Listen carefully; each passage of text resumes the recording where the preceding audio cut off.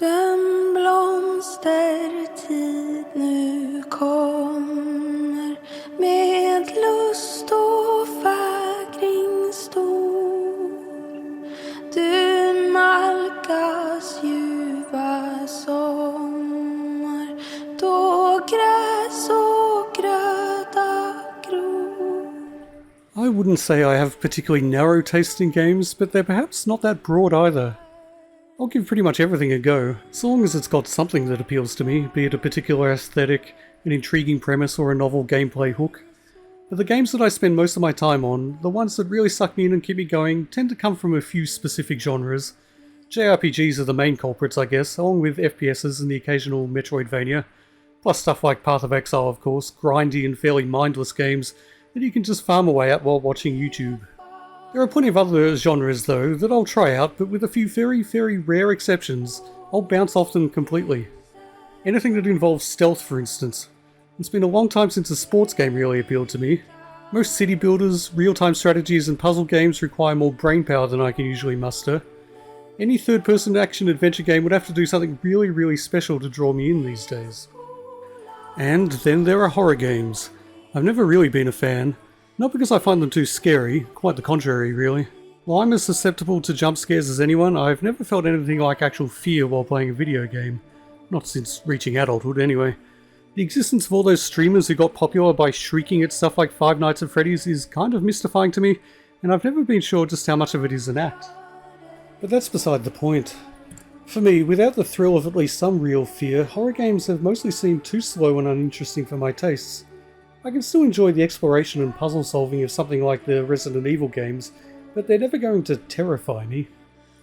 And there's a kind of subgenre of horror games, mostly 2D, or at least a lot more linear than something like Resident Evil, and usually shorter, cheaper, and made by smaller teams.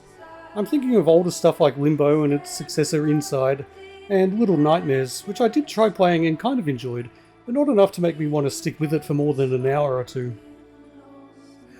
Bramble, the Mountain King, is a game that fits quite well into this genre. Indeed, Little Nightmares is the game I see it most often compared to, and that did something to diminish the interest I had in it after first coming across a trailer for Bramble. But it did still hold quite a lot of appeal for me, really just because of its gorgeous aesthetic and evocative music, and the whole Scandinavian vibe of it all. So I made a conscious decision to extend myself into a genre I wouldn't normally persist with, and vowed to give it a proper go. Not gonna lie, it helped that according to howlongtobeat.com, it was a pretty short game. Nevertheless, I was determined to not only try out the game, but finish it as well, which I did, hence the video you're watching. And what did I make of the experience? Well, watch on to find out.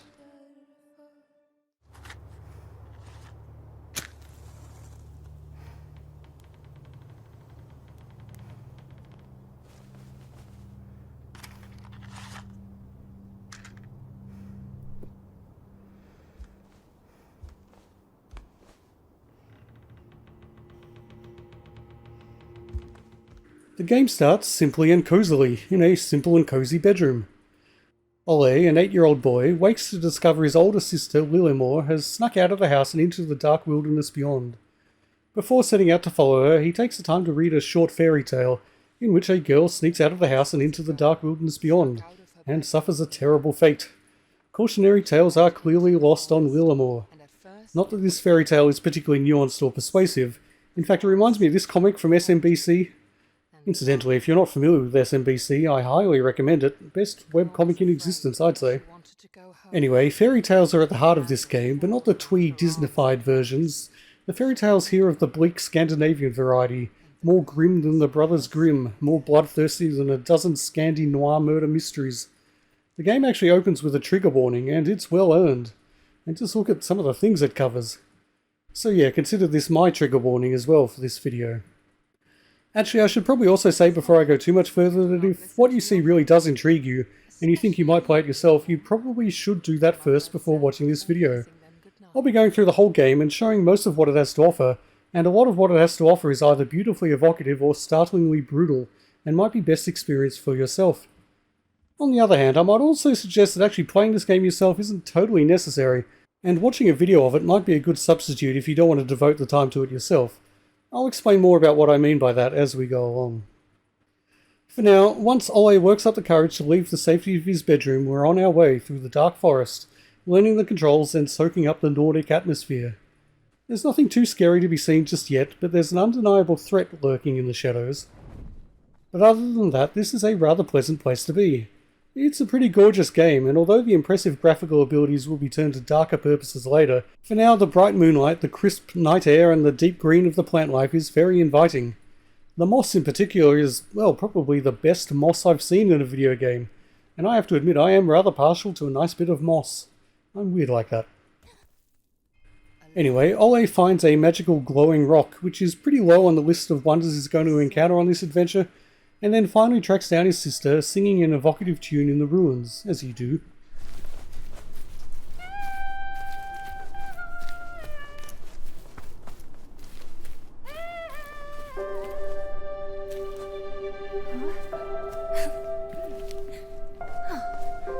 What do you have there?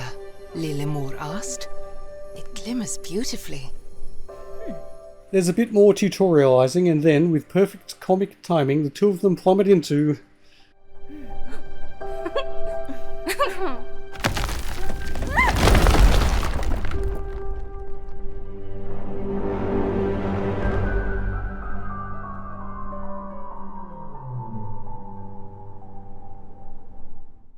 Well, what is this place? A dream? Another world? The realm of fairies? Or the same world, but a hidden side of it that we never normally encounter? It doesn't really matter. Whatever it is, this is where the game properly starts. And judging by these toadstools, either this new world is very large, or Ole and Lilimur have shrunk in the wash. First stop on the journey home is a gnome village. It's rustic, it's charming, and the inhabitants want nothing more than to play a game of hide and seek. Plus there's an adorable hedgehog just chilling in his pen. Maybe the trigger warnings are unnecessary after all, and this game is just a big warm hug of an experience. Well, no, of course not. Soon enough the siblings encounter this terrifying giant toad, which gives Lilimur a big lick. Okay, could have been worse.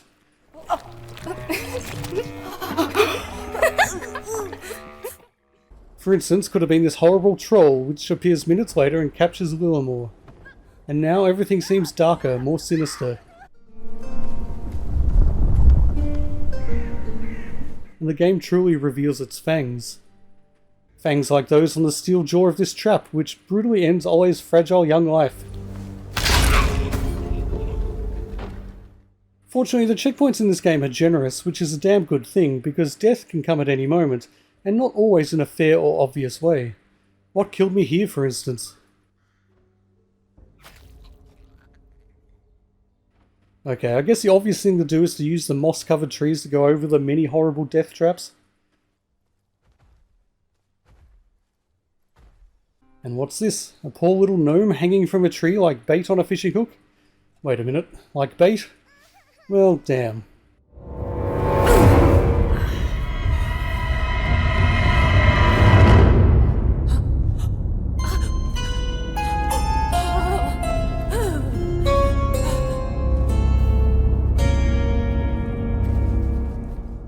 Okay, now things are getting gory, and by God do I mean gory.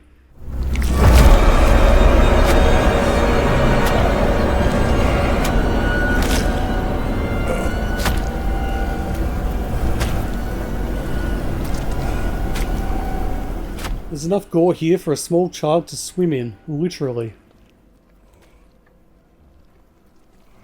Alright, time for the first boss fight. Mechanically, it's simple. Avoid the cleaver, jump when he pounds on the table, and throw the whatever the hell this is, I really don't want to know, into his eye. And you really do want to avoid the cleaver, because if you fail to do so, Ole is reduced to a quivering pile of viscera and severed limbs, just like everything else in this hellhole. It's not a difficult fight, and honestly nothing at all in this game is difficult. I mean, sure, you'll die a hell of a lot, particularly when you're trying to figure out what a given encounter or traversal puzzle expects of you, but there's nothing here that should hold you up for more than a few minutes. Plus, the checkpoints really are generous. Mostly you'll restart pretty much where you died, and the boss fights, fairly easy and straightforward as they are, have checkpoints within them. Now, you know me, I don't really play most games for the challenge, so I'm not exactly upset by the ease of this game. But if challenge is something you relish, you're not going to find it here. Unless you're particularly squeamish, in which case you may find just looking at the screen to be pretty tough at times. Here, for instance, as you wade through a slurry of blood and guts pursued by some unspeakable horror that lurks just beneath the surface, genuinely one of the most tense and disturbing moments in the game, and that's saying something.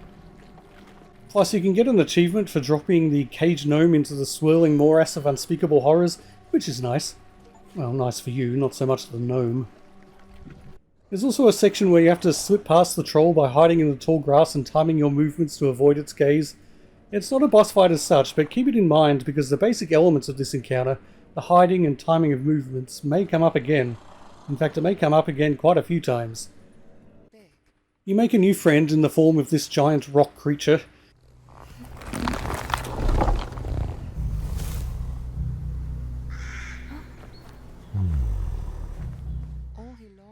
And then, actually, can we take a moment to appreciate these toadstools? Look at the colours, the glossy sheen, the translucency. When I was a kid, I used to find toadstools like this in my grandmother's garden, but I swear they never looked as real as they do in this game. Damn, those are some nice shaders. Anyway, then the troll captures you. Oh well. Fortunately, just like in The Hobbit, the troll is caught out by the rising sun and turned to stone. Actually, having mentioned The Hobbit, it's probably worth pointing out that many of the elements and characters in this game are based on actual Swedish fairy tales that long predate J.R.R. Tolkien. And of course Tolkien, as a scholar of fairy tales and mythologies, would have been well aware of them as he crafted his own worlds. Many of the creatures and characters would be familiar to Scandinavian children of eras past, and possibly the modern era too, depending on how attuned they are to their cultural heritage. And I have to imagine this game would have a particular resonance for people whose childhoods were populated with these figures. The visual style, particularly in the character designs, is very clearly inspired by the works of John Bower, which would be obvious to anyone who compares the two, even if the devs hadn't specifically said that Bramble was a homage to him. Not gonna lie, I'd never heard of him before, but I'd definitely seen his art in various places, and it's a pretty good basis for a video game aesthetic. Anyway, with dawn breaking, the world seems a little less hostile. Trust me, that will not last. But there's music now, an emotional and beautiful tune that, like everything else in this game, is extremely Scandinavian. Den blomstertid nu kommer med lust och fägring stor. Du nalkas ljuva sommar då gräs och gröda gror. And I mean that as a real compliment. You also get to ride the hedgehog, and I'm not sure if that's a Scandinavian thing, but I'm grateful to have the chance to do so. The lightness of tone lasts a matter of minutes, of course. Ole is overcome with an urge to dance, brought on by a naken, another mainstay of European folklore. He falls down a hole and, yep, we're back into a realm of shadows. Not for too long though, this boss needs to be taken down in the swamp. It's a visually compelling encounter, but like everything else in this game, it's mechanically very simple.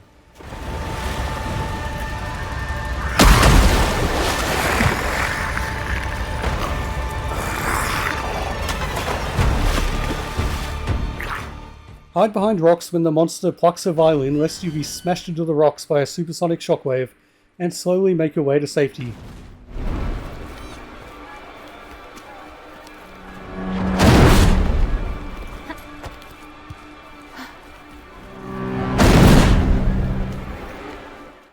Well, maybe not total safety. This pair of skeletons tells the tale for sure. And I actually found this little detail genuinely chilling. Parents attempting to protect their child from the Narken's deadly music. And obviously it was an attempt that failed. Kind of heartbreaking. Before long you find yourself hurtling down a raging river, and yeah, I died quite a few times in this small section.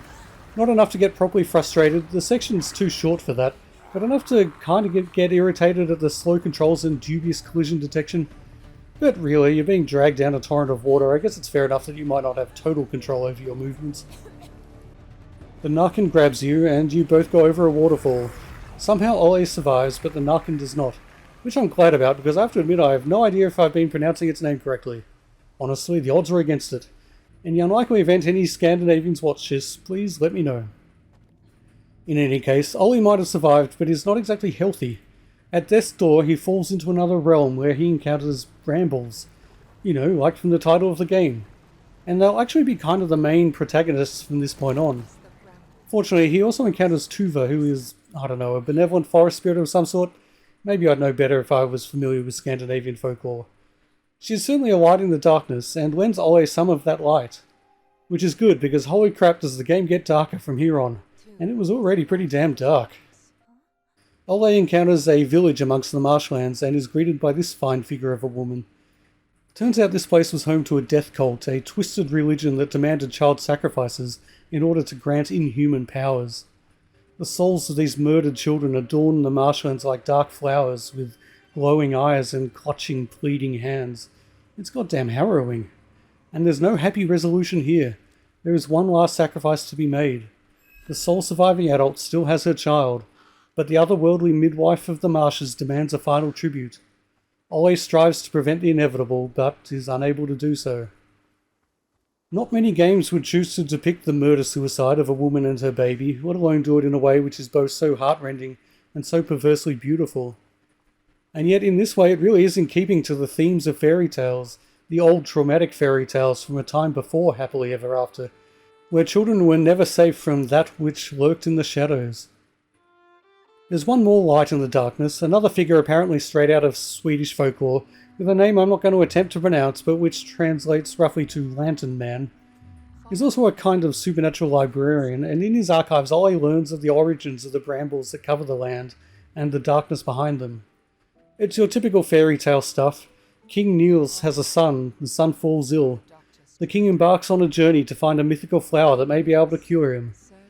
But as King Niels grows more desperate, his journey turns into a crusade against the witches who promised him a cure, but cannot determine its location. If the game has a central theme, it may be the persecution of witches and of women in general. The next location tells the tale. A village that was once preyed upon by a demon that appeared as a beautiful woman and led the young men of the village to their deaths.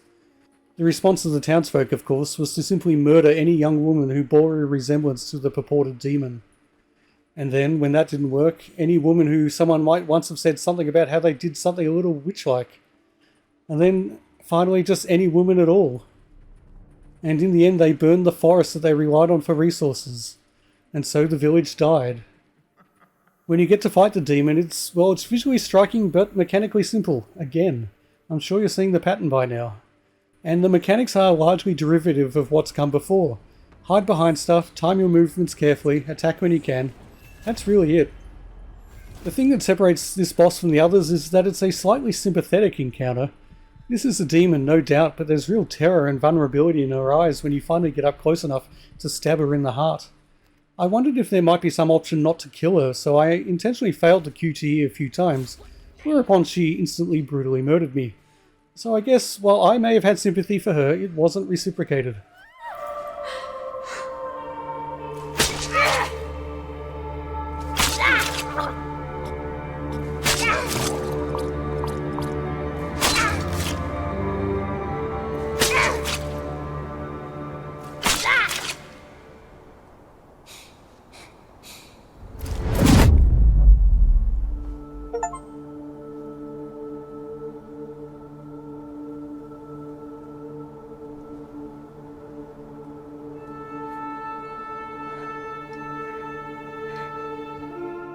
Regardless, the fight ends on a note of melancholy rather than victory, and this is accentuated by the sequence that follows, as Ole walks through the burned husk of the forest, lined by the corpses of the murdered women, clad all in white. The music here is incredibly beautiful, and for me this is the most moving and evocative part of the game. And I've used the word evocative quite a bit in this review, but I think it really applies here.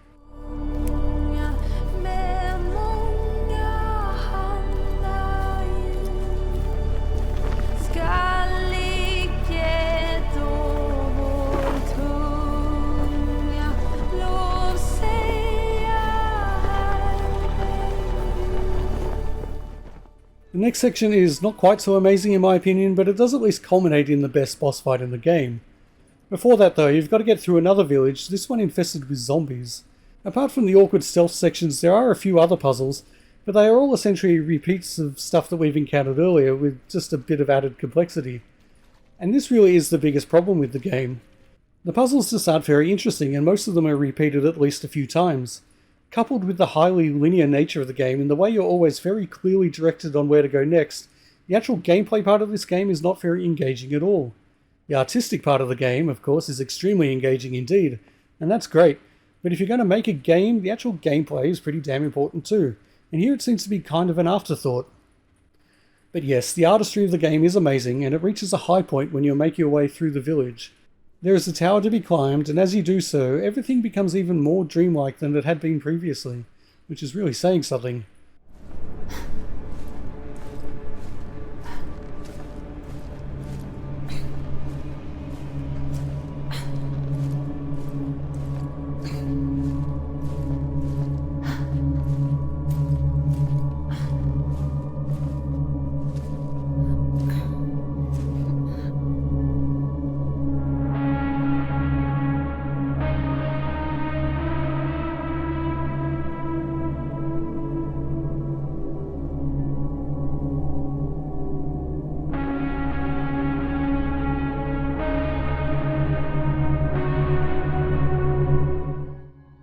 Ollie finds a boat, starts rowing, and we meet the most terrifying entity this game has to offer.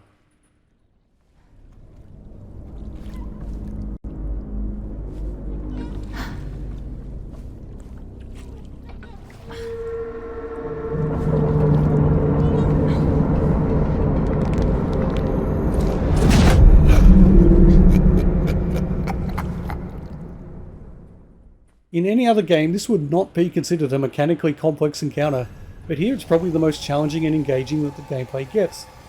There's stuff to dodge, giant faces to shoot, and more stuff to dodge. Okay, it's not brilliant, but it's something. Plus, the atmosphere of this encounter is just amazing, a real masterpiece of abstract imagery and looming darkness.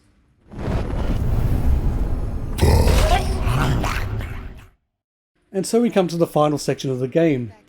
Ole learns that King Niels, he who launched a crusade against witches, has been imprisoned under a mountain for centuries, kept alive by the trolls who feed him. Unfortunately, what they feed him tends to be children, and Ole's sister is set to be one of them, so we better do something about that. Fortunately, it doesn't take long. There's one last puzzle, definitely the best and most interesting one in the game, which isn't saying much. It involves looking at items and using the clues therein to set a clock to the right time. In a Resident Evil game it would be a particularly weak puzzle, but here it's a real standout. And then there's one more section involving hiding behind stuff and carefully timing your movements. Didn't see that coming. And finally, we come face to face with the Mountain King. Hooray, we're in time to save Lilimore.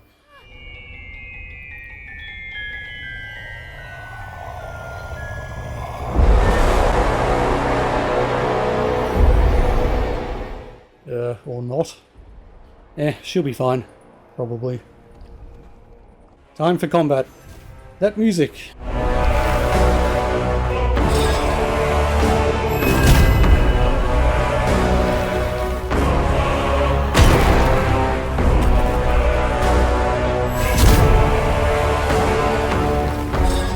Well, if it isn't Hall with the Mountain King by Grieg, which, you know, kind of makes sense given the title of the game. It's a pretty good fight, all things considered. Neither challenging nor complex, but it looks good and the music makes it pretty damn epic. It occurs to me that there's a very 16-bit feel to this fight and some of the others in the game, mechanically speaking. There were loads of boss fights on the Mega Drive like this that involved avoiding clearly telegraphed attacks from a boss in the background while you waited for your chance to fire back. I think that may actually be the most useful way to look at this game. It has the graphics and style of a modern masterpiece, with the gameplay of a decent but unremarkable platformer from 30 years ago.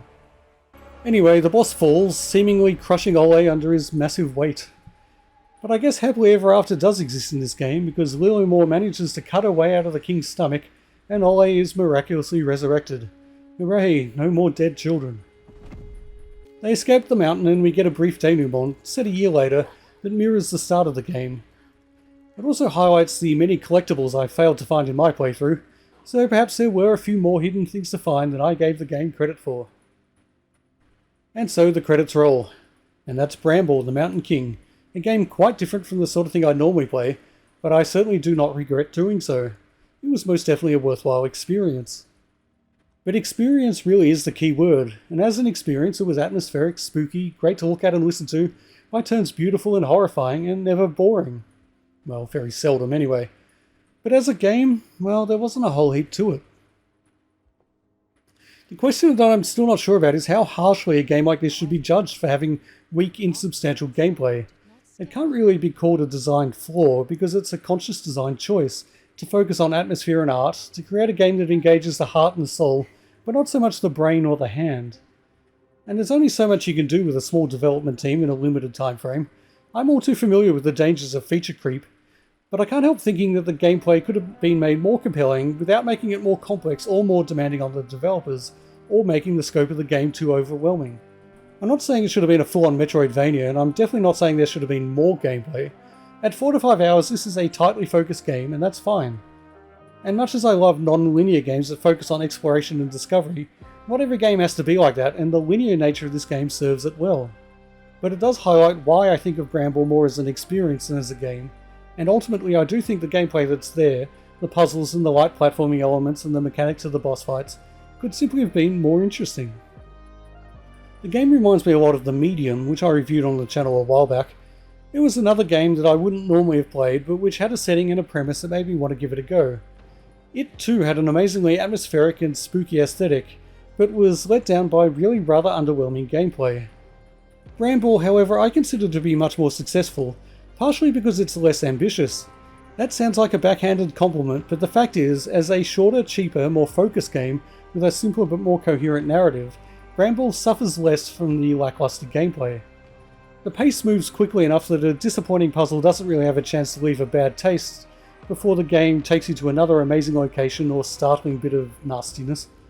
When I finished the game, I could still really feel the emotions of a beautiful and evocative experience, while the shortcomings of the gameplay was something I could intellectualize but not really resent.